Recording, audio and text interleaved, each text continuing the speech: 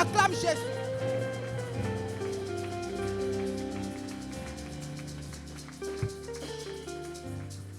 Qui vous a dit d'arrêter? C'est la Pâque.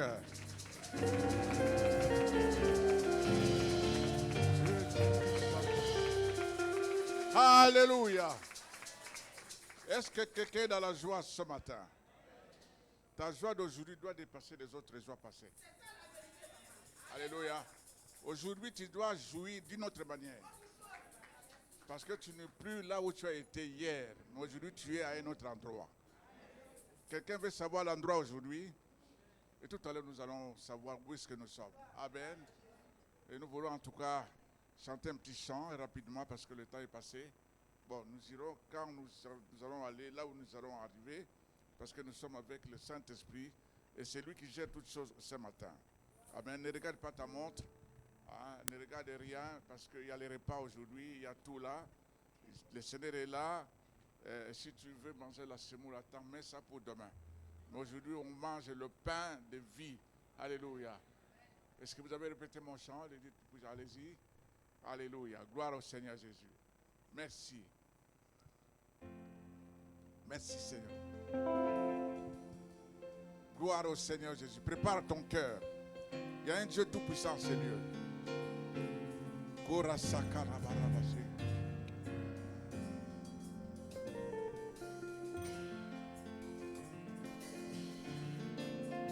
Dieu tout. Oh, le mal.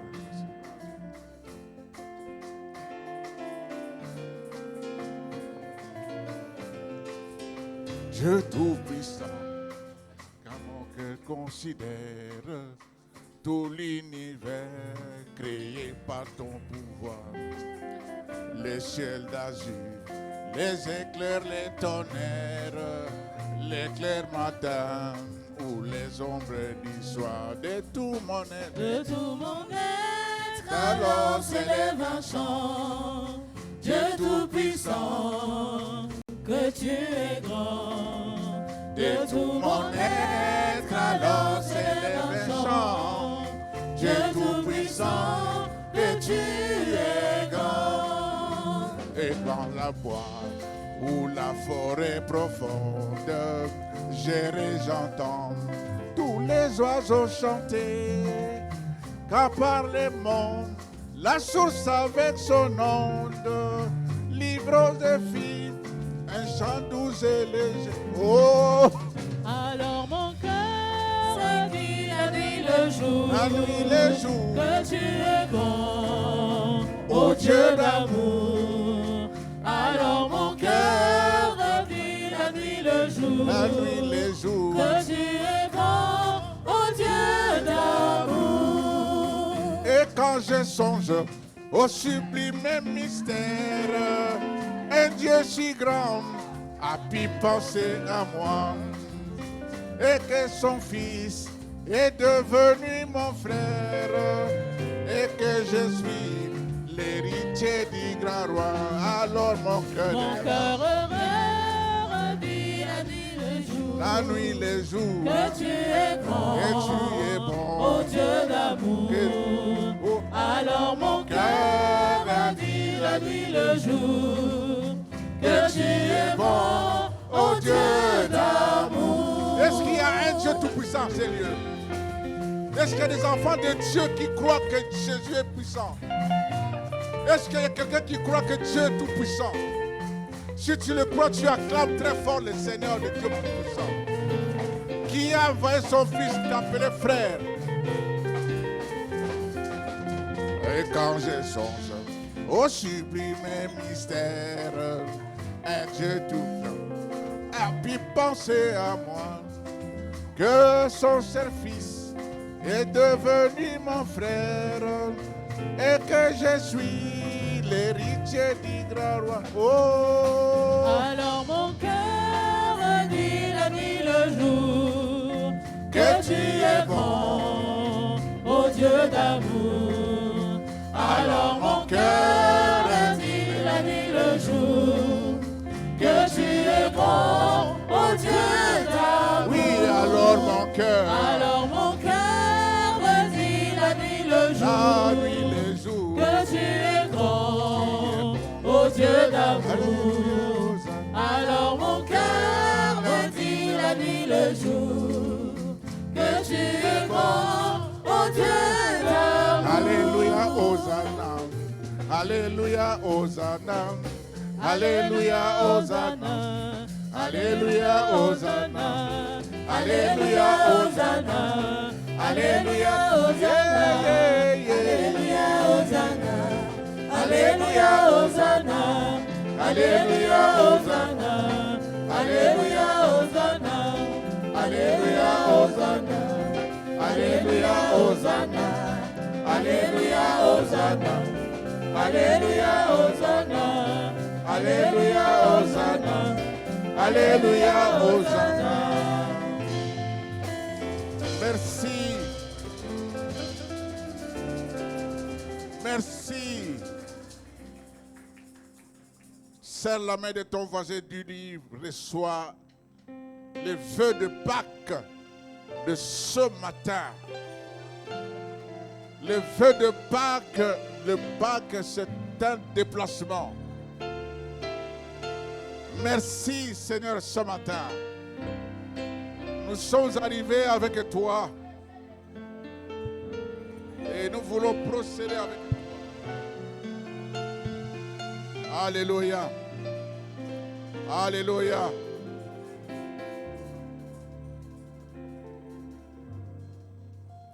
Seigneur, merci. Est-ce que vous êtes là? Dis à ton voisin, voisin, c'est la dernière fois que tu me vois là où je suis.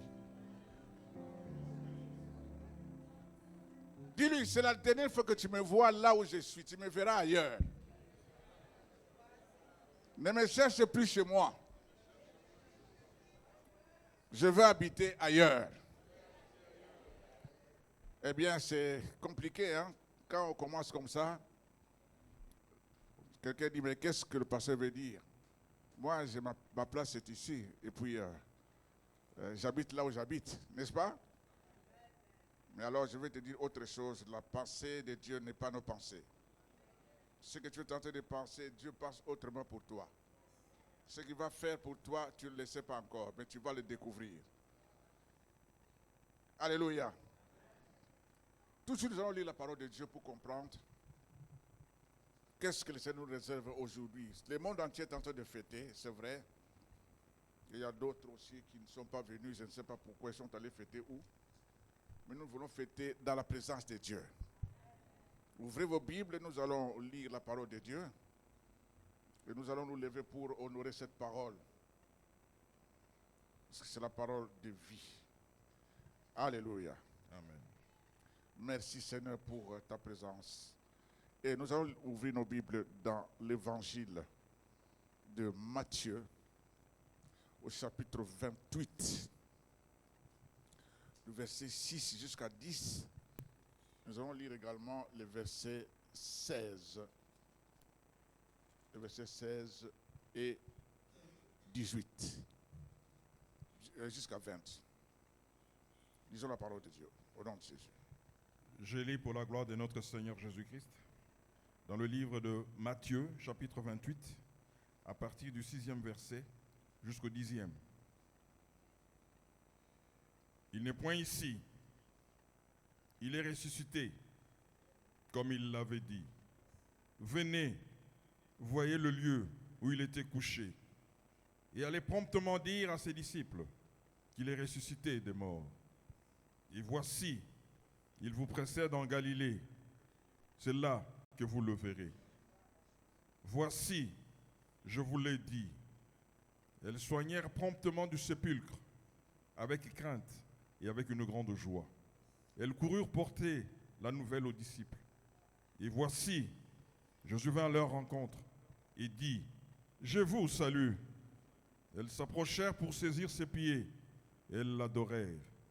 Alors Jésus leur dit, « Ne craignez pas, allez dire à mes frères de se rendre à Galilée, c'est là qu'ils me verront. » Amen. Le verset 16. Verset 16. Les 11 disciples allèrent en Galilée, sur la montagne que Jésus leur avait désignée.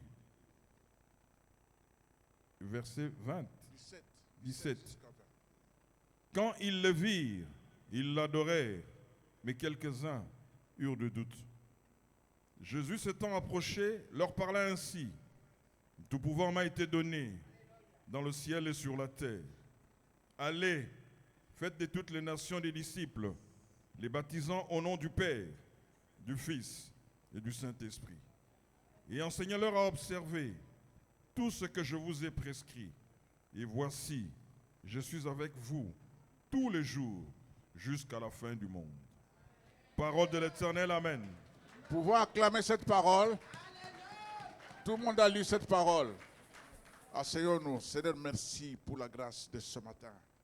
C'est dans ta sainte présence que nous nous prosternons devant toi qui es assis sous le trône élevé. Et je suis convaincu que tu vois chacun de nous là où nous sommes, comme tu vois toujours. La parole nous dit, tu connais tous ceux qui t'appartiennent, ceux-là qui sont arrivés ce matin. Même ceux-là qui ne sont pas venus pour des motifs ou des raisons professionnelles ou autres. Mais nous savons que tu les vois. Notre prière, nous voulons être là où toi tu as voulu que nous soyons. Nous nous abandonnons ce moment, que le Saint-Esprit prenne tout de nous, que tout ce qui est de nous soit nul, mis à côté, pour que nous puissions paraître tout simplement remplis de ta présence et de ta gloire. En Jésus-Christ, nous avons prié, Seigneur. Amen. Amen. Gloire soit rendue au Seigneur ce matin. Merci au docteur parce qu'il m'a fait encore grâce. Il m'a fait encore confiance ce matin pour que nous puissions partager la parole de Dieu. C'est vrai, ça fait des dimanches, ça fait des mois. Et nous ne sommes pas vus, mais nous sommes ensemble. Alléluia. Amen. Voilà la raison pour laquelle nous sommes là ce matin, parce que nous sommes ensemble. Le thème, il n'est point ici. Il n'est point ici. Vous connaissez l'histoire, les femmes étaient dans le deuil, les femmes ont pleuré, tout le monde a pleuré. Même s'ils allaient au cimetière déposer les corps, plutôt dans la tombe, mais ils étaient en deuil. Alors les femmes, j'imagine, n'ont pas dormi cette nuit-là.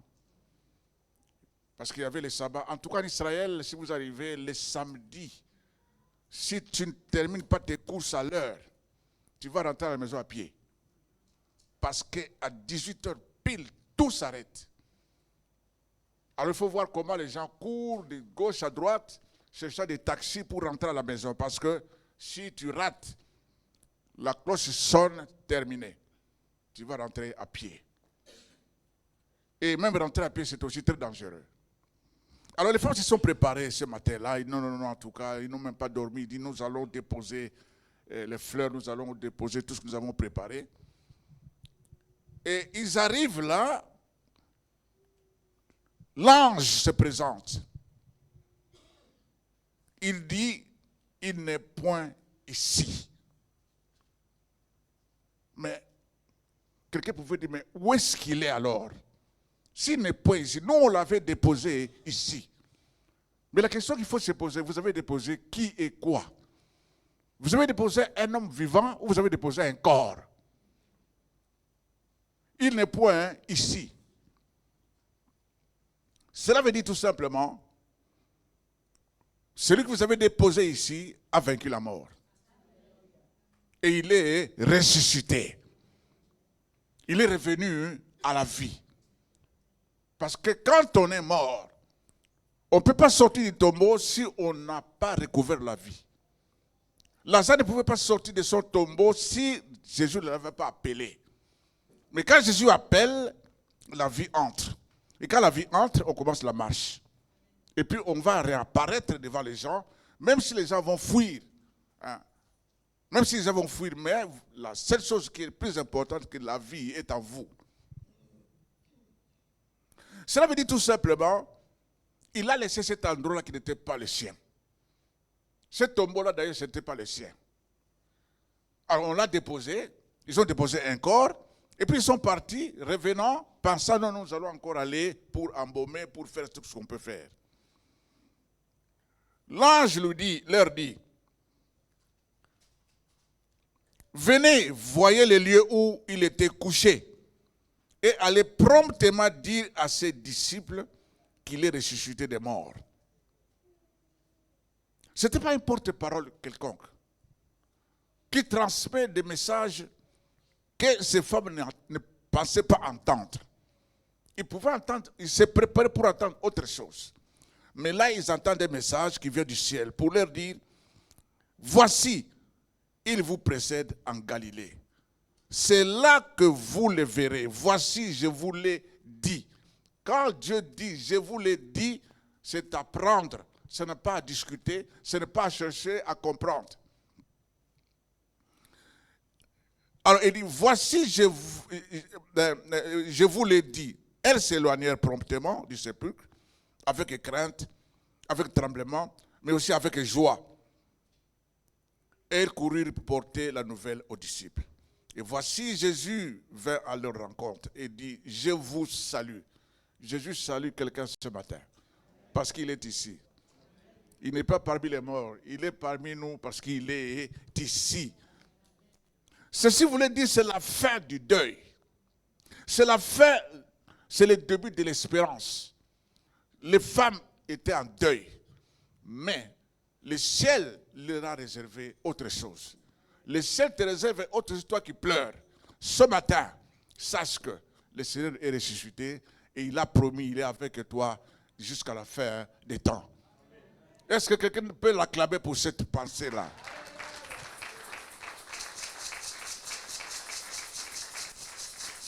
C'était la preuve matérielle que la mort, ce n'est pas la fin de tout.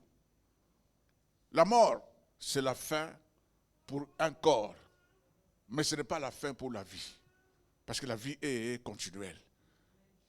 Quand je dormais, je me réveillais ce matin, je disais, mais Jésus ne pouvait en réalité ne pas mourir, parce que Jésus est vie. La vie ne peut pas mourir. C'était un corps, et ce corps-là était un corps complètement malade, complètement méconnaissable, parce que tout ce qui était en nous était dans ce corps-là. Et Jésus ne pouvait pas mourir dans ce corps-là. Je pensais déjà autrefois, sur la croix, le corps qu'il voyait, ce n'était pas le corps de Christ, ce n'était pas Jésus. Il voyait un corps flagellé, un corps rempli de sang, un corps qui était rempli, méconnaissable. Et la seule chose qui est restée, c'est la parole qui est sortie, Père, tout est accompli. Rappelez-vous de ce qu'Ésaïe disait, un enfant nous est né, mais un fils nous est donné. C'est un enfant qui naît, mais le fils ne naît pas. Le fils vient du Père. Le fils est sorti du sein maternel, du sein du Père, pour venir nous racheter, pour accomplir une mission. Alors, il n'est point ici. Mais il fallait chercher maintenant où est-ce qu'il est. Mais comme Jésus savait déjà, il a déjà préparé les disciples, mais ils n'ont pas fait attention. Il leur a dit, le Fils de l'homme sera mis à mort, mais il ressuscitera le troisième jour. C'est pourquoi il faut écouter ce qui est sorti de la bouche de Dieu directement et capter. Parce que si on ne fait pas attention, l'ennemi va amener d'autres choses qui vont vous bouleverser. C'est comme Adam et Ève. Dieu leur a dit, vous n'en mangerez pas. Le jour où vous en mangerez, vous mourrez. Ils n'ont pas capté ça. Adam n'a pas capté cette parole. C'est pourquoi le diable, quand il est venu avec un doute. Est-ce que réellement Dieu a dit? Alors, mettons-nous à la place d'Adam. Qu'est-ce que nous, on va dire? Je crois que quelqu'un dit, non, moi j'ai entendu bel et bien que le Seigneur a dit, le jour où nous allons manger, nous allons mourir. Capte ce qu'on dit ce matin. Capte la parole de Dieu que tu entends ce matin et suis ce que la parole dit. Et tu verras que ta vie, ton avenir sera déterminé par ce que Dieu a déjà dit. Alléluia. Alors, les rendez-vous étaient donnés. Mais pourquoi Galilée? Il leur dit, il vous précède en Galilée. C'est là que vous les verrez. Voici, je vous l'ai dit. Point. Le rendez-vous, c'est la Galilée. La Galilée, c'est une étape qui devait amener les disciples à ouvrir les yeux. Parce que jusque-là, ils avaient des yeux, en tout cas, qui ne voyaient pas. Ils avaient des oreilles qui n'entendaient pas. Mais il a fallu qu'ils rentrent en Galilée. Et pourquoi Galilée? Galilée, c'est l'endroit où Christ a commencé son ministère. Et là où il a commencé le ministère, nous allons voir toute une série de miracles qui se sont produits en Galilée. Pierre m'a dit, j'ai suivi un témoignage d'un Israélien, il était un pilote israélien. Ce pilote-là a eu la mission, parce que vous savez, on leur donne les instructions, toi tu vas aller bombarder dans telle ville, toi tu vas bombarder tel site, toi tu vas aller bombarder tel endroit. C'est un garçon qui a grandi en Israël, son papa était militaire, lui aussi, il a suivi les temps de son père, il est devenu militaire. Alors, il a été formé comme pilote d'avion de chasse. Il commandait le F-35. Il a reçu la mission d'aller bombarder une ville en Iran. Quand j'ai suivi son témoignage, j'ai dit, en tout cas, Seigneur, merci. Je veux dire à quelqu'un, si tu as le temps sur ce témoignage, et tu seras étonné, même pas étonné, mais ça va te fortifier encore pour savoir que là où tu es, là où Jésus veut que tu sois, là où toi tu es, le Seigneur te voit. Qu'est-ce qui s'est passé? Cet homme a tout mis, quand il est arrivé sur l'endroit, les paramètres étaient corrects, tout était OK. Et même la machine a reconnu que le cible est là. Quand la machine lui a dit que le cible est là, les computers lui ont confirmé, il a seulement appuyé le levier pour bombarder. Mais avant de bombarder, il y a un temps qu'on appelle le compte à rebours. Ça a commencé à compter. 10, 9, 8, 7, 6. Ça n'a pas dépassé 6. Directement, il voit dans son tableau, tout devient du brouillard. Ce n'est pas une voix de la radio, de son avion, mais une voix qui est sortie et dit, mais je ne sais pas d'où est venue la voix. La voix l'appelle par son nom. Jonathan Ben Levi. N'appuie pas sur les boutons. Dans cet endroit, il y a mes enfants. Il voulait chercher, il a tenté de revenir en lui-même. Et directement, quand il a entendu ça, il a fait un virage à droite, à gauche. Et là-bas, à la centrale, ils ont constaté que la mission n'a pas été accomplie. Parce qu'ils suivent tout. Il a viré à gauche. Il a commencé à voler pour chercher le second cible, ou alors rentrer à la base. On lui appelle, on dit, commandant, nous voyons que la mission n'a pas été accomplie. Mais les explications, nous ne voulons pas maintenant. Nous les voulons après. Passe au deuxième cible. Il est allé au deuxième cible, il a bombardé. Et puis tout de suite, il est rentré à la base. Quand il est rentré à la base, il a atterri, il voit devant lui 4 personnes qui l'attendaient. L'autre était un commandant de l'armée qu'il connaissait, les 2 autres, il ne le connaissait pas.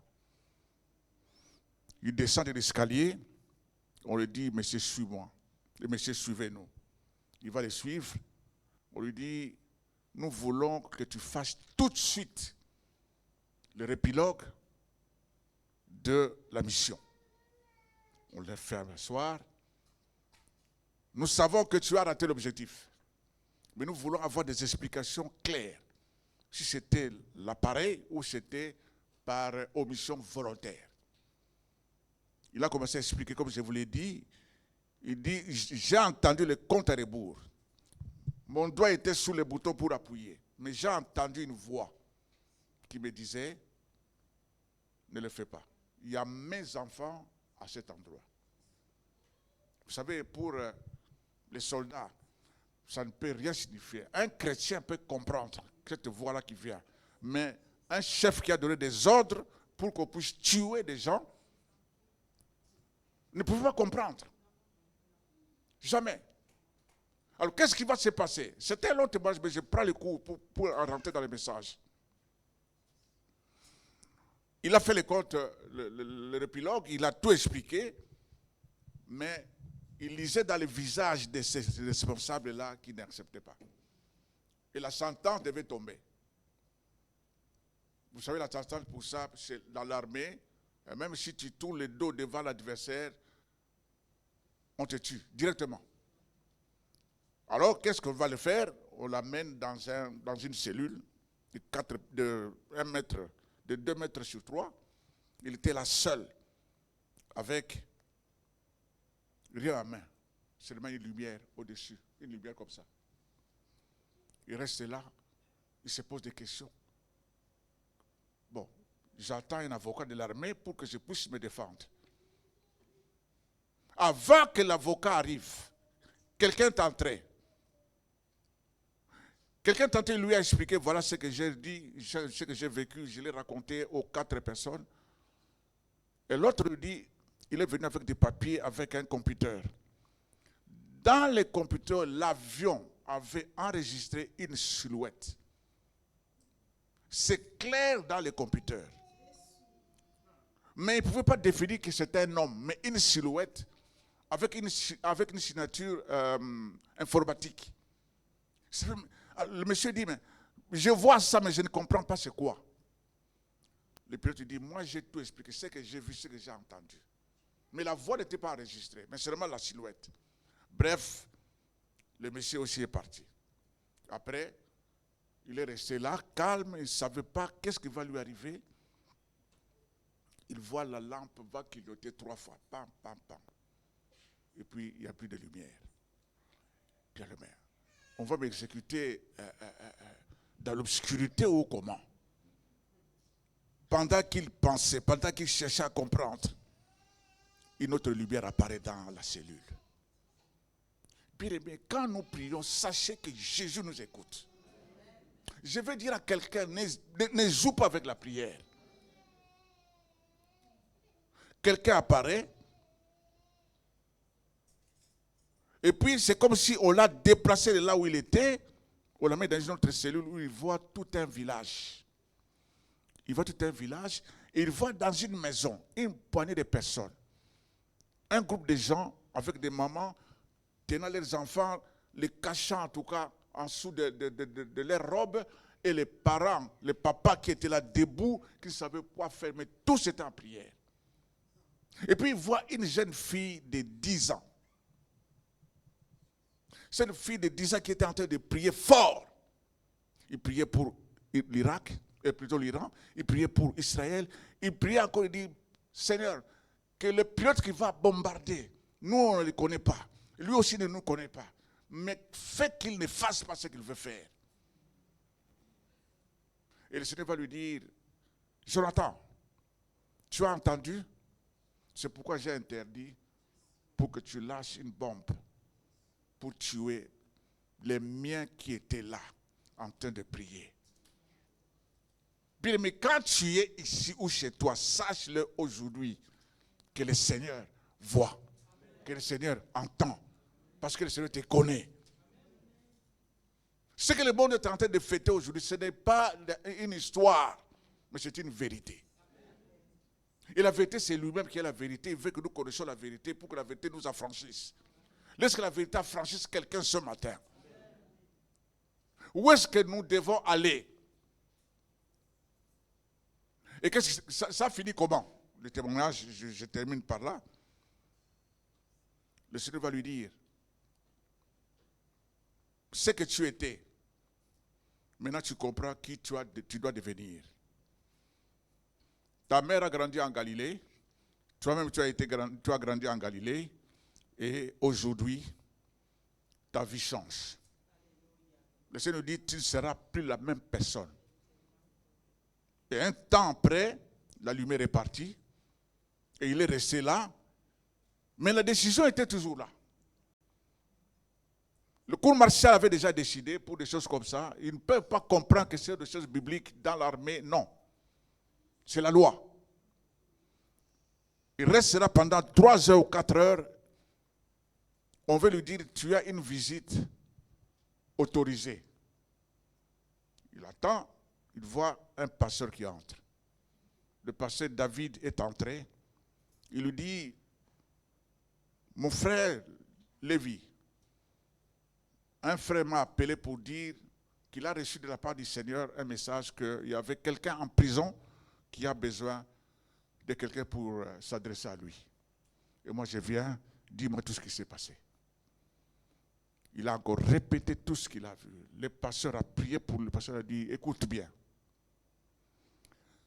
Dans Actes des Apôtres, il y a un homme qui était vraiment un étudiant de la Bible, qui avait très bien étudié la Bible, mais un jour, il a pris des lettres, il a pris toute une équipe pour aller à Damas, pour aller arrêter des chrétiens et pour les mettre à mort.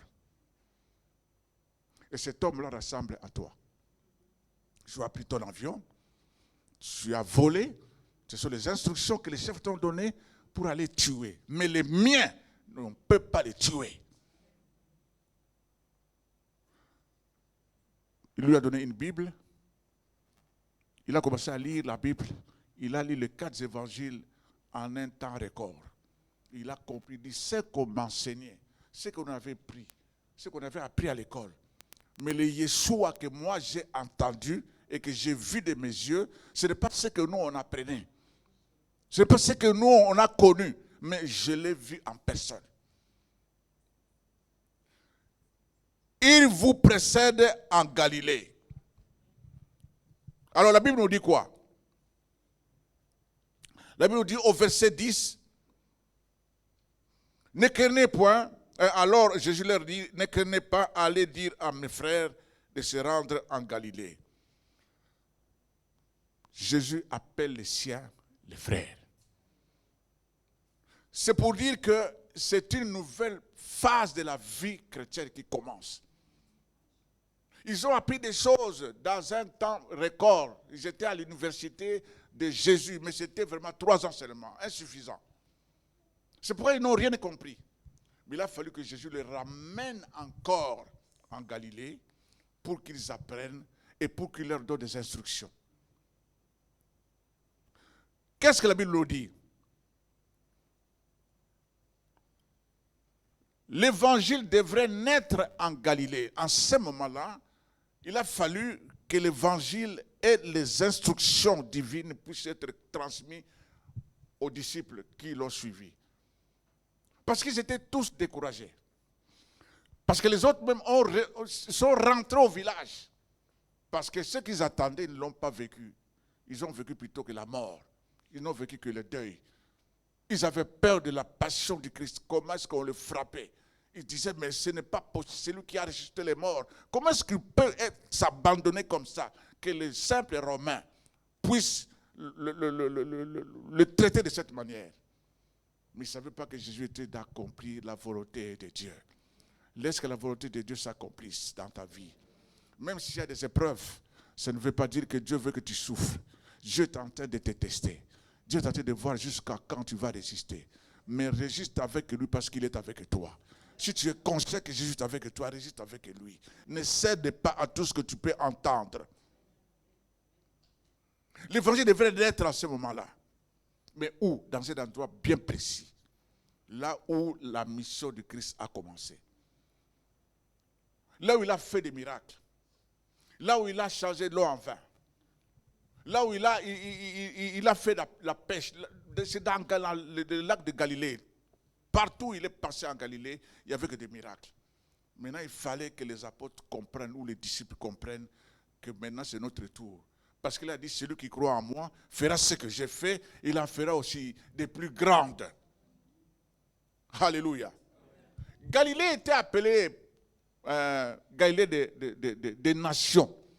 En d'autres termes, c'est Galilée des païens.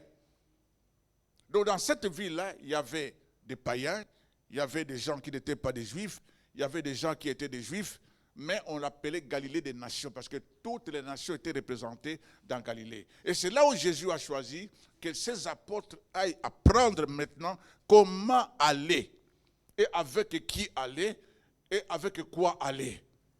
Alléluia. Galilée Cette localisation souligne quoi? Souligne le message de Jésus devrait commencer alors là, sur cette terre-là. Malgré qu'il y avait des érudites, l'élite religieuse, ceux qui s'opposaient à ce que Jésus disait. Et le message n'était pas adressé à eux. C'est pourquoi Jésus n'a pas choisi des disciples au milieu d'eux. Jésus a choisi des pécheurs, Jésus a choisi des gens de faibles vies, de faibles connaissances. Ce sont ceux-là que Jésus a choisis. Parce que les autres, qui étaient-ils? Il y avait premièrement les Sadducéens. Les Sadducéens étaient des gens qui étaient des prêtres, des grands prêtres. Ce sont ces gens-là qui conservaient, qui avaient étudié la loi, mais ne comprenaient pas cette loi. Et Jésus dit, je ne suis pas venu pour abolir la loi, mais je suis venu pour l'accomplir. Parce que vous vous êtes arrêtés à la lecture dans les synagogues, mais vous n'avez pas la profondeur de cette loi que vous lisez. Moi, je suis venu pour que cette loi s'accomplisse. Je ne suis pas venu pour l'abolir. Non, la loi, parce que c'est la loi divine. Moi, je suis venu pour que cette loi-là s'accomplisse. Donc, il y avait des Sadducéens, il y avait aussi des pharisiens. Et aussi la même chose. Ils avaient des lois, ils connaissaient parfaitement la loi. Mais quelque chose de mauvais, ils collaboraient avec le gouvernement en place, ils collaboraient avec les Romains. Je sais que quelques-uns pensaient, si je veux confesser devant un prêtre, ce que moi j'ai fait, il y a un risque qu'il m'accuse. Parce que ces gens ici collaborent avec le gouvernement. Ils collaborent avec la police. C'est pourquoi quand on est confessé, on était habitué à confesser des petites choses. Mais les grandes choses que les gens faisaient, ils les cachaient. Mais quand tu caches ce que tu as fait, le ciel est ouvert. Je vous ai dit, le ciel voit tout ce que nous faisons sur la terre. La Bible dit, où fuirai-je? Où est-ce que je peux aller me cacher sans que tu me voies? Mais c'est une vérité. C'est pourquoi même si on tue quelqu'un dans la forêt, la nouvelle finit par arriver au village. Qu'est-ce qu'on peut faire que Dieu ne peut pas voir? Parce que Dieu voit, même une fourmi sur une pierre noire, Dieu voit. Alors, moi qui suis un homme, j'ai la respiration, j'ai la vie qu'il m'a donnée, où est-ce que je peux fuir? Alléluia. Alors, écoutez bien, les rendez-vous étaient donnés à Galilée. Le verset 16 nous dit, les 11 disciples allèrent en Galilée sur la montagne que Jésus leur avait désignée. Quand ils le virent, ils l'adorèrent. Mais quelques-uns eurent des doutes. Moi, je peux m'étonner. Bon, ce n'est pas étonnant parce que même aujourd'hui dans l'église, les gens doutent. Il y a beaucoup. Je ne sais pas si tu es quelqu'un qui doute. Aujourd'hui, dis au doute, c'est fini avec toi. Aujourd'hui, je ne doute plus. Parce qu'il y a 3 ennemis de la foi qui affaiblit la foi. Premièrement, c'est la peur. Quand la peur t'envahit, il entraîne le doute. Et quand le doute est là, tu commences à raisonner par toi-même. Donc il y a 3 éléments qu'il faut en tout cas combattre. Il y a la peur, il y a le doute et puis les raisonnements. Alors Jacques dit, il ne faut pas seulement écouter la parole, l'évangile. Parce que cet évangile que vous écoutez, c'est une puissance pour le salut de quiconque croit. L'évangile est une puissance. L'évangile c'est dynamisme. L'évangile c'est la puissance. C'est pourquoi je dis, vous recevrez une puissance. C'est cette puissance-là qui va vous conduire à pouvoir prêcher l'évangile comme vous ne l'avez jamais prêché. Donc, les raisonnements, il faut les mettre à côté. Il ne faut pas penser par toi-même. Refuse de penser par toi-même. Adam et Ève vont commencer à raisonner à leur manière. Et quand on commence à raisonner à sa manière, le diable en profite. Alléluia. C'est pour cela, bien-aimé, Galilée n'était pas un espace géographique tout simplement, c'était un espace très important pour que la mission commence. La vraie mission pour laquelle Christ était descendu sur la terre. La Bible nous dit au verset 18, Jésus s'étant approché leur parlant ainsi, tout pouvoir m'a été donné, où? Dans le ciel et sur la terre. Là où vous me voyez, je suis avec cette puissance qui m'a été donnée. Je ne vous ai pas transmis cette puissance-là parce que quand j'étais encore avec vous, et vous voyez ce que moi je faisais. Mais maintenant, la mission doit commencer. Et c'est par vous qui avez vécu tout ceci. Malheur à ceux-là qui doutent. Il y a d'autres qui sont même rentrés au village. Mais quand ils ont appris que Jésus était ressuscité, et il leur a apparu, Jésus les a suivis même jusque dans leur maison. Parce qu'ils lui ont dit, maître, la nuit est avancée, les jours approchent. Reste avec nous. Jésus ne pouvait pas refuser. Il est resté avec eux. Mais lors du manger, on lui a présenté du pain. Quand il a pris le pain, quand il a rompu le pain, leurs yeux se sont ouverts. Laisse que les yeux de quelqu'un s'ouvrent aujourd'hui. Laisse que quelqu'un comprenne que ce n'est plus là où tu étais, mais tu es dans un autre endroit. Tu es en Galilée. Aujourd'hui, je suis en Galilée. Parce que Galilée, c'est une vie. C'est un endroit où on change des modes de vie. Où si on vivait douteux, on devient vraiment celui qui croit. Si on n'avait pas la foi en Galilée, on a la foi parce qu'on a vu le ressuscité des morts est là. Nous ne le voyons pas, mais je crois qu'il est ici. Si quelqu'un croit qu'il est ici, vraiment, il doit l'acclamer très fort parce que Jésus est vivant. Jésus est Seigneur. Jésus est ressuscité. Bien-aimé, Jésus te voit. Il est ressuscité pour toi. Il est ressuscité pour que toi tu aies la vie. Acclame-le très fort. Dis-lui merci Jésus. Merci Seigneur, je sais que tu me vois. Le Seigneur me voit. Bien-aimé, le Seigneur te voit, il te connaît. Si tu entends ce matin, si tu entends le témoignage de cet homme, Jonathan, cela veut dire que Jésus te connaît. Il a voulu que tu entendes cela. Quand tu pries dans ta chambre, il te voit, il t'écoute. Il ne permettra pas que l'ennemi t'attaque dans ta chambre. Alléluia. Si on te cherche, dis, je ne suis plus là-bas. Là où j'étais, c'était l'endroit des morts. Là, je dis, il n'est plus ici, là où vous l'avez déposé. Lui, il n'est plus ici. Parce que cet endroit ici, c'est l'endroit des morts. Et d'ailleurs, la tombe qu'on lui a donnée, c'était la tombe de Joseph d'Arimathée. Joseph l'a fait ça pour lui-même. C'était un endroit où on n'enterrait que des riches. Mais Jésus n'était pas les riches de ce monde. Il était au-dessus de tout ce qui est sur cette terre. Et il n'avait pas besoin de tombes. Parce que Jésus ne pouvait pas mourir. Il n'était pas mort. C'est le corps qui était mort. C'est pourquoi le corps que tu es en train d'entretenir, il faut lui dire, je sais là où tu vas aller, même là où moi je vais aller, toi tu ne le sais pas. Alléluia. Le corps ne sait pas là où nous allons aller. Mais nous savons là où le corps va aller. Parce que Dieu a dit, le corps rentrera où? Dans la poussière. Nous le savons. Mais nous, il nous a révélé que nous serons avec lui. Aujourd'hui, je ne peux pas encore penser être là où moi j'étais. J'ai changé ma vision. J'ai dit, là où je suis, la Bible nous dit, nous sommes morts avec lui et nous sommes ressuscités avec lui et nous sommes assis où? Avec lui, à la droite de Dieu le Père. Donc quand tu es à côté du Père, quand tu es à côté de ton papa, est-ce que tu vas faire n'importe quoi? Tu vas faire ce que le Père te dit. Jésus disait, le Père travaille, moi aussi je travaille. Pourquoi? Parce qu'il était en connexion avec le Père. Il était toujours avec Dieu le Père. C'est pourquoi il faut que ta vie aujourd'hui, tu te déplaces là où tu es, va vivre en Galilée.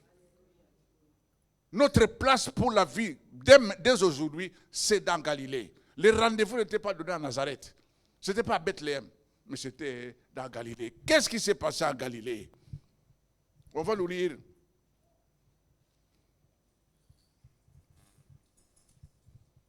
Nous allons lire dans Jean, chapitre 2, le verset 1.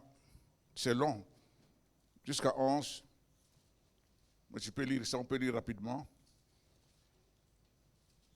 Oui, nous avons encore quelques minutes. Jean chapitre 2, le verset 1.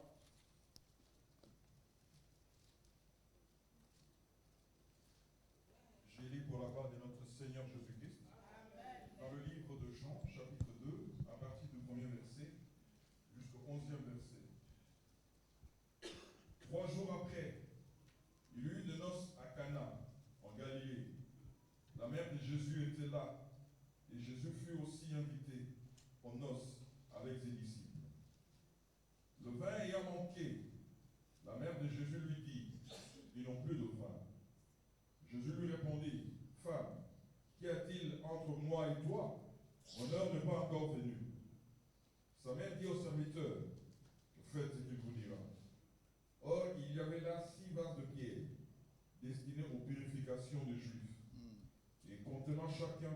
3 mesures. Jésus leur dit, remplissez d'eau ces vases, et ils les remplirent jusqu'au bord. Puisez maintenant, leur dit-il, et apportez-en à l'ordonnateur du repas. Et ils lui en apportèrent. Quand l'ordonnateur du repas eut goûté l'eau changée en vin, ne sachant d'où venait ce vin, tandis que les serviteurs qui avaient puisé l'eau le savaient bien, il appela l'époux et lui dit, tout homme sert d'abord le bon vin, puis le moins bon, après qu'on s'est enivré. Toi, tu as gardé le bon vin jusqu'à présent. Tel fut à Cana, en Galilée, le premier des miracles que fit Jésus. Il manifesta sa gloire et ses disciples crurent en lui. Parole de l'Éternel. Amen. Alléluia.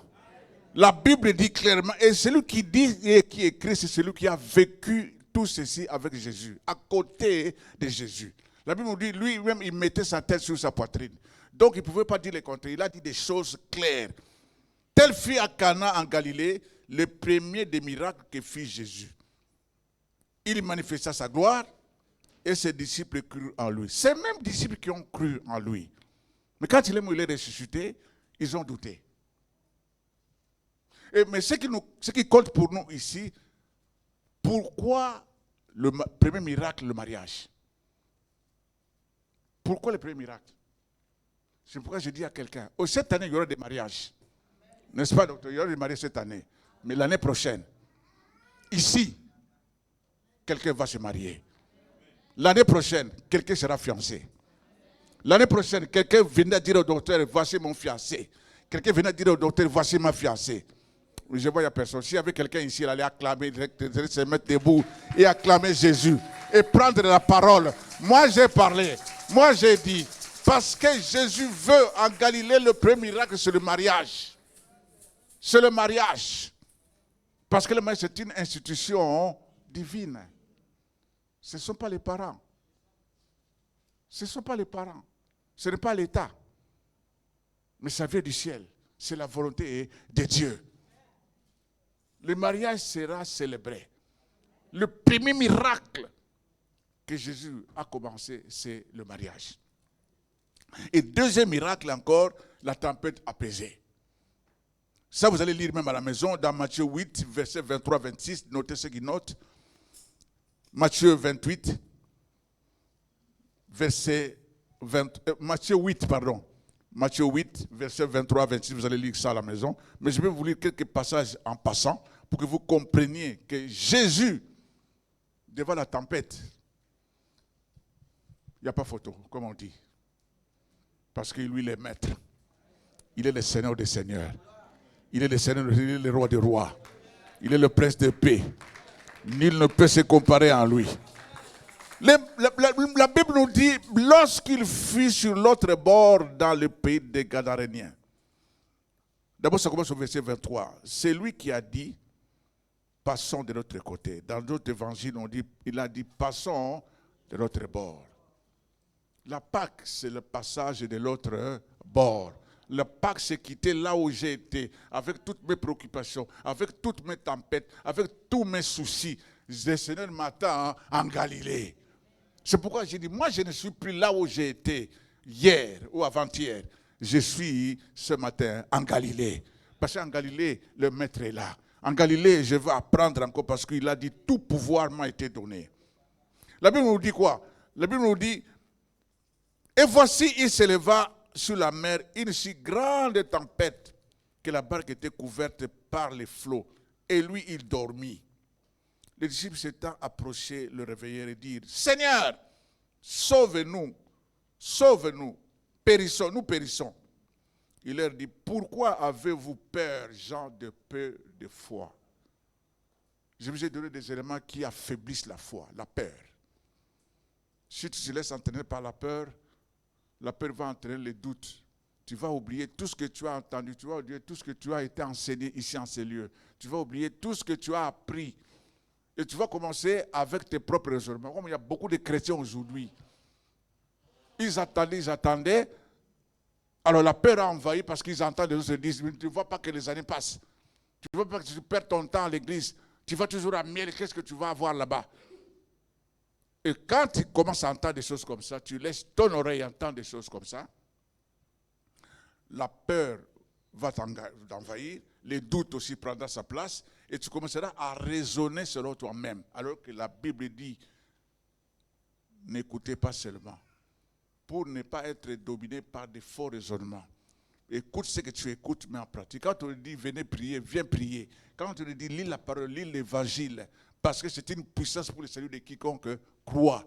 C'est une folie pour ceux qui périssent. Mais toi qui as entendu cela, c'est une puissance. Il y a une différence entre écouter et entendre. Tout comme il y a une différence entre voir et voir. Élie dit à son fils Élisée, si tu me vois, tu recevras ce que tu attends, ce que tu demandes. Il pouvait aussi avoir des yeux ouverts, mais non voir. Tu peux avoir quelqu'un qui est en train de regarder, mais il ne voit rien. Mais si toi tu regardes avec l'esprit, tu peux voir. Parce que lire la parole avec l'esprit, tu verras ce qui est caché. Quand est-ce qu'on arrive à voir ce qui est caché? Quand on commence à méditer. Il ne faut pas lire rapidement comme on lit une histoire. C'est fini, bon, j'ai déjà lu. Tu fermes la... Non, lisez, deuxième fois, troisième fois, vous allez voir que des choses que vous n'avez pas saisies dans votre pensée, dans votre intellect, l'esprit commence à le prendre pour vous. Et vous allez découvrir, non, mais ça je ne savais pas. Mais ça je lisais toujours ici. Il y a des textes, quand on lit 2, 3, 4 fois, on est rempli. On commence à comprendre ce que c'est l'évangile. Parce que c'est une folie pour la puissance, une folie pour ceux qui périssent. Mais pour nous, c'est une puissance pour le salut. C'est la vérité. Alors qu'est-ce que la Bible dit? Les disciples s'étaient... Oh, je suis passé. Pourquoi avez-vous peur, gens de peu de foi? Alors il se leva lui-même, menaça le vent. Il y eut un grand calme. Ceci se passa où? En Galilée. C'est pour leur dire que avec moi, il y aura des tempêtes. Mais ne craignez rien. J'ai vaincu le monde. Les tempêtes, il y a des tempêtes au niveau de la famille, il y a des tempêtes au niveau du travail, il y a des tempêtes au niveau du travail, il y a des tempêtes partout. Mais une seule chose qu'on va retenir dans notre esprit, Christ a promis d'être avec moi, je suis avec lui, je n'ai peur de rien. Que peut me faire un homme? Même le diable, qu'est-ce qu'il peut me faire? Rien du tout. Même les démons. D'autres miracles encore. La multiplication de pain. Qui pouvait imaginer? Il dit à ses disciples. D'ailleurs, eux, ils pensaient autre chose. Ils disent, mais renvoie la foule. Parce que cet endroit est désert. Hein, et ils vont dormir dans la rue, ils vont dormir en plein air avec ventre affamé. Jésus leur dit, donnez-leur vous-même à manger. Je crois qu'ils se sont posé la question, mais qu'est-ce que le maître dit? Pierre, viens un peu. Mais tu as entendu ce que le maître dit, mais où est-ce qu'on va trouver du pain dans cette table? Ils ont commencé à raisonner de leur manière. Cesse de raisonner de ta manière. Même si ton frère ou ta soeur veut t'amener à raisonner autre chose que ce que Jésus a dit, presse-lui la vérité. Alléluia. Parce qu'il y a beaucoup de frères et de sœurs qui induisent d'autres en erreur. Mais si toi tu as la vérité, prêche la vérité, dis-lui la vérité. Voici ce que moi j'ai lu, voici ce que la parole dit. Ne cède pas à cela. Alléluia. Des miracles, Jésus a dit, mais qu'est-ce que vous avez ici? Ce sont eux-mêmes qui ont amené l'enfant pour présenter ce qu'il avait. 2 poissons, non, 5 pains et 2 poissons. C'est ça, non? Ou c'est le contraire? 5 pains et 2 poissons. C'est tout ce que cet enfant avait. Et son esprit, sa pensée, il savait en tout cas, je vais rentrer aujourd'hui avec un peu d'argent. Parce que je vais vendre les 5 pains, je vais vendre aussi les 2 poissons. Sa maman à la maison attendait que l'enfant amène. Maman, voilà ce que j'ai vendu, voilà l'argent. Mais cet enfant a donné au Seigneur. Donne ce que tu attends, même si on attend à la maison que tu ramènes ce que tu dois amener. Non, donne au Seigneur. Donne ça au Seigneur. Lui, il sait comment il va faire. Est-ce que quelqu'un croit que Jésus est le Dieu de multiplication? Dieu est le Dieu de multiplication. Souvent, nous faisons des calculs. Ah non, ça, Non, je dois payer. Non. On essaie de faire partir un petit billet. Un jour dans l'église, je crois que vous avez déjà entendu ce témoignage. Quelqu'un avait beaucoup d'argent en poche. Beaucoup d'argent. Quand on a demandé l'offrande, il a commencé à fouiller, chercher une petite monnaie ou bien un petit billet. Alors quand il a fait sortir comme ça, il y a un billet de 1000 qui est tombé, ou de 100 est tombé. Alors, le petit billet qu'il est allé jeter là-bas, quand il est revenu dans sa place, l'enfant dit, papa, ça c'est ton argent, c'était tombé de ta poche. Il dit, mais comment est-ce que ce garçon... Donc Dieu peut te faire sortir ce que toi tu penses en plein air et en public. C'est pourquoi il ne faut pas avoir peur. Si tu as l'instinct, donne. Si tu sens, donne. Le Seigneur est un grand multiplicateur. C'est en donnant qu'on reçoit. Le plus grand bonheur, ce n'est pas de recevoir, mais c'est de donner. Alléluia. Tout ceci, c'est dans Galilée. Quand tu es en Galilée, les idées changent. Il y a même des témoignages de guérison dans Galilée. Si je vais commencer, nous allons pas perdre, nous allons terminer, pas terminer tout cela. Mais je vous donne quand même encore des autres pour que vous puissiez comprendre que c'est dans Galilée que nous devons vivre. Parce que le Seigneur a promis ici, je suis avec vous jusqu'à la fin des temps. Ne sors pas en dehors de Galilée, reste dans Galilée. Apprends à vivre le mode de vie que les apôtres ont commencé à vivre. Ils étaient déjà préparés. Ce qui leur manquait, ce que Dieu avait promis à la Pentecôte. Mais déjà, ils étaient déjà dans le bain. Ils étaient déjà là-dedans. Ils ont compris que déjà la résurrection a changé leur mode de vie. La résurrection a changé leur pensée. Même s'il y avait des doutes. C'est pourquoi je dis, abandonne les doutes ce matin. Mets une croix. Reste à Galilée. Les sorciers de ton village, s'ils viennent te chercher là où tu étais, ils ne te viendront pas. Parce qu'ils ne peuvent pas entrer dans Galilée. Parce que dans Galilée, c'est l'endroit des rachetés. La Galilée, c'est la parcelle des rachetés. C'est le lieu où les rachetés vivent. C'est le lieu où les miracles commencent avec Jésus. Et la Bible dit, avec lui, nous ferons des exploits. La Galilée. Territoire de guérison et de prodiges. Dans Jean chapitre 4, verset 43, il y a eu un miracle. Jean chapitre 3. Lisez avec moi. Jean chapitre 3, verset 43. Après que les apôtres aient reçu le Saint-Esprit, ils ont continué à œuvrer. Jean chapitre 4.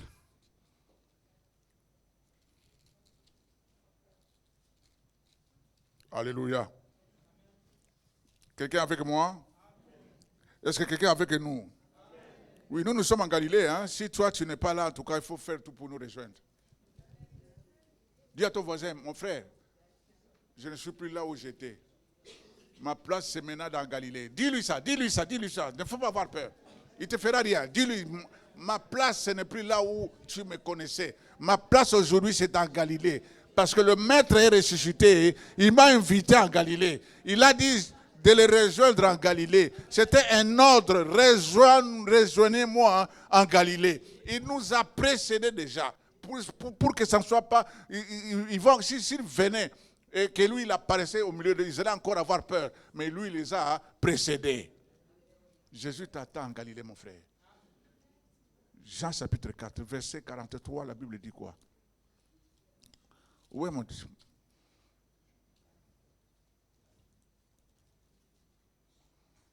Après ces 2 jours, Jésus partit de là pour se rendre en Galilée. Quand il avait déclaré lui-même qu'un prophète n'est pas honoré dans sa propre patrie.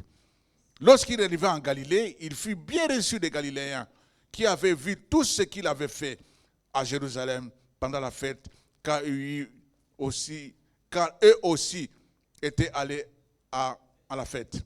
Il retourna donc à Cana en Galilée où il avait changé l'eau en vin. Il y avait en Capharnaüm un officier du roi dont le fils était malade. Et appris que Jésus était venu de Judée en Galilée, il alla vers lui et le priant de descendre et de guérir son fils qui était près de mourir. Jésus lui dit, si vous ne voyez des miracles et des prodiges, vous ne croyez pas. La suite, il dit, l'officier du roi lui dit, Seigneur, descends avant que mon enfant meure. Va, lui dit Jésus, ton fils vit. Va. Je dis à quelqu'un, va, ta situation est réglée. Va, ta situation a une solution. Ce n'est pas moi qui dis, c'est Jésus qui te dit, va. Il sait que tu avais un problème, mais il te dit, va, ta situation est réglée. Va, ta maladie est finie. Va, tu as ce que tu attendais de Dieu. Parce que cette parole, c'est sorti de la bouche de Jésus. Et quand ça sort, il y a le feu dans la parole. Il y a la guérison de la parole. Il y a tout dans cette parole. Parce que cette parole, c'est la parole qui a tout créé ce que nous voyons. Donc cette parole est une parole productive. Cette parole est une parole triomphante. Cette parole n'échoue jamais. Quand Jésus a lancé la parole dans la tombe, Lazare a entendu la parole parce que son esprit était encore là. Il dit à quelqu'un ce matin, va, ta situation est réglée.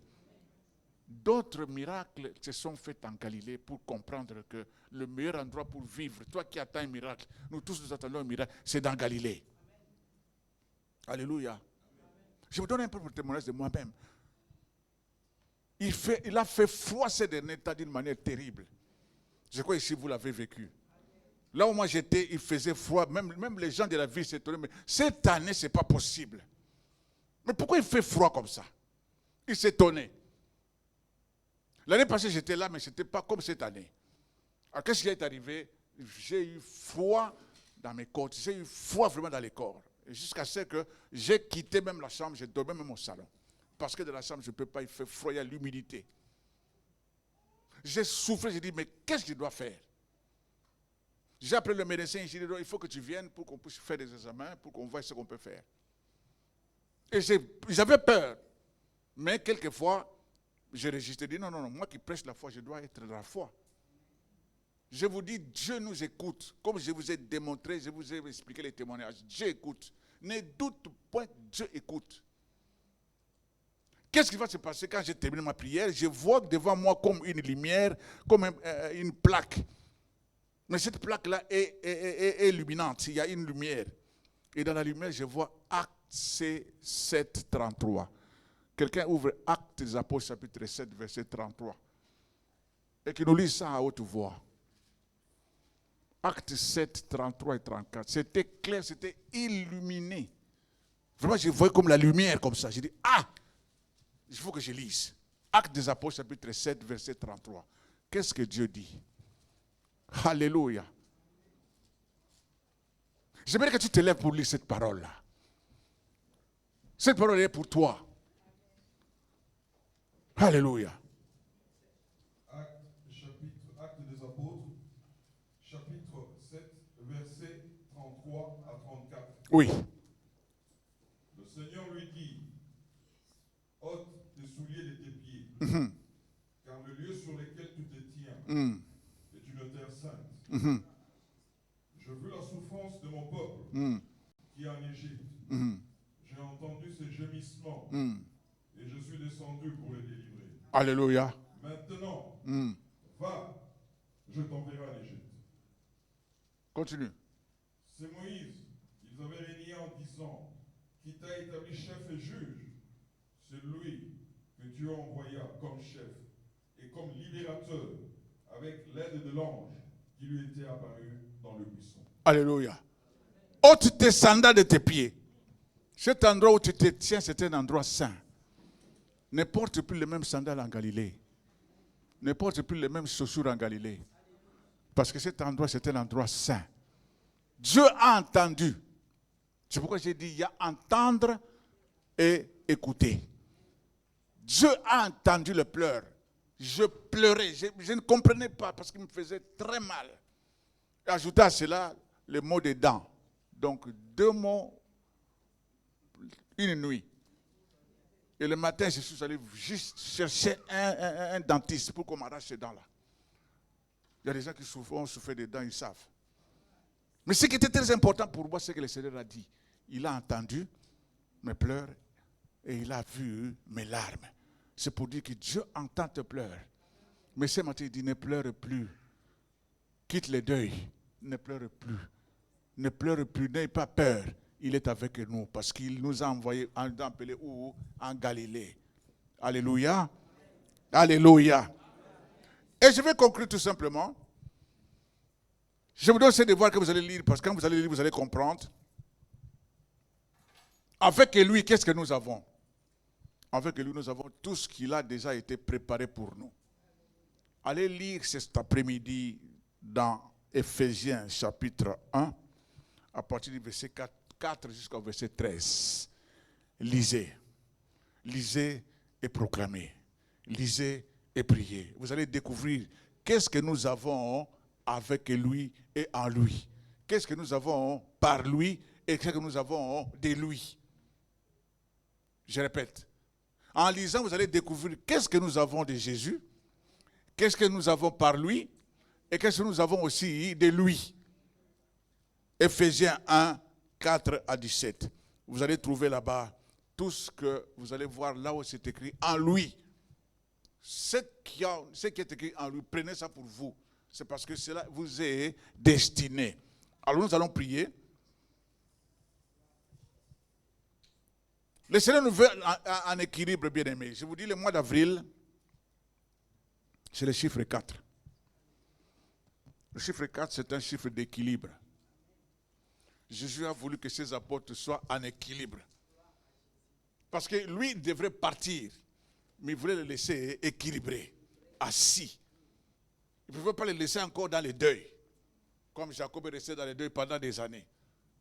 Mais quand il a appris que son fils était vivant, il s'est réjoui. Mais c'était trop tard, il a beaucoup perdu. Mais toi, le Seigneur te veut dès ce matin équilibrer. Le mois d'avril, c'est le chiffre 4, c'est l'équilibre. Alors, nous allons prier, tout simplement. L'équilibre devant les tempêtes, l'équilibre devant la peur, l'équilibre devant les... Donc, reste en équilibre. Quelqu'un dit équilibre.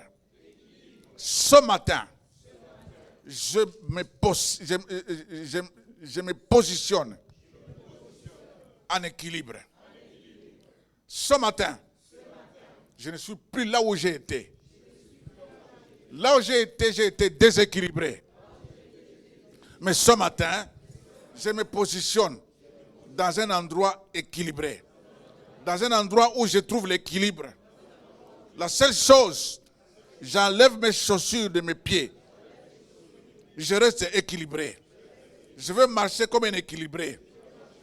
Ce matin, le Seigneur me dit, tout pouvoir lui a été donné. Et ce pouvoir, il me l'a légué. C'est une autorité déléguée. Il dit, celui qui croit en moi, il fera ce que moi j'ai fait. Seigneur, je saisis cette parole. Je la prends pour moi. Et ce matin, je suis un croyant en toi. Je promets de faire ce que tu as fait. Je commence par chasser tous les démons autour de moi. Je commence à chasser tous les démons familiaux. Tous ceux qui veulent me déséquilibrer. Tous ceux qui m'ont déséquilibré jusqu'à aujourd'hui. Je les chasse au nom de Jésus. Commence par chasser. Commence par repousser. Commence par régénérer. Renvoie tout le monde. Dis-moi en Galilée. J'ai changé de place. Je suis maintenant en Galilée. Là où le maître a promis d'être avec moi. Je ne suis pas seul. Je ne suis pas seul. Personne ne me rendra déséquilibré. Je me positionne dans une position d'équilibre. Tout ce que j'entends, je vais les avoir ici en Galilée. Le mariage en Galilée. Le travail en Galilée. Tout ce que j'entends de lui. Il m'a promis que je les ai en Galilée. Les apôtres ont douté. Moi, je ne doute pas. Toi qui doutes, dis au doute, parti. Va-t'en. Va-t'en de bonne existence. Va dans les lieux arides. Moi, je reste en Galilée avec le maître. Avec le maître. Je vais vivre avec lui. Je vais demeurer avec lui. C'est lui qui m'a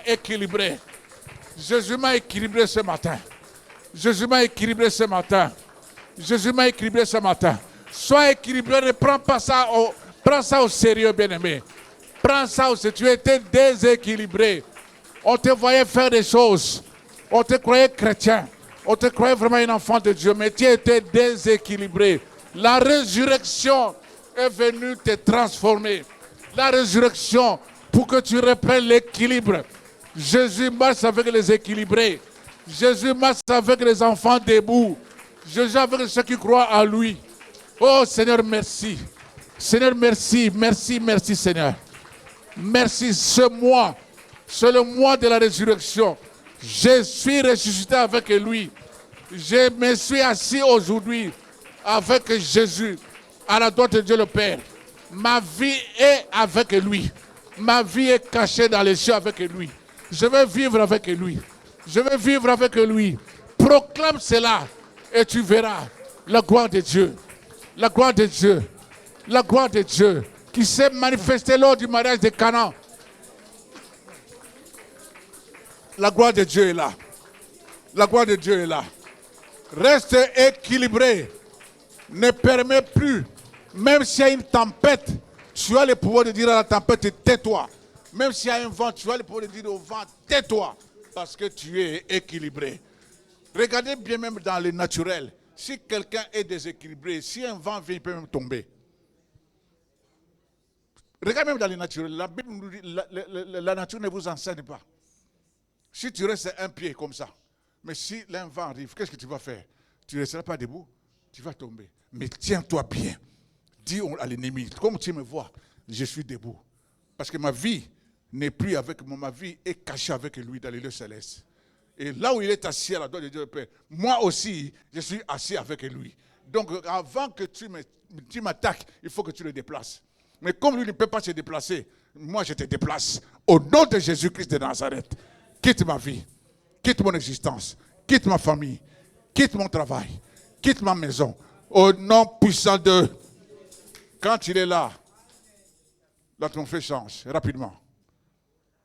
Quand il est là, tout change. Quand il est là, l'atmosphère change. Il y a un transfert. Est-ce qu'il y a quelqu'un qui croit qu'il y a un transfert ce matin? Il y a un transfert qui se fait. Entre dans le transfert. Reçois, saisis le transfert. Reste équilibré. Sors d'ici équilibré. Même si on te demande, mais tu habites où maintenant? Non, moi j'habite plus là où j'ai été. J'habite dans la parcelle ou dans la maison des équilibrés. Alléluia.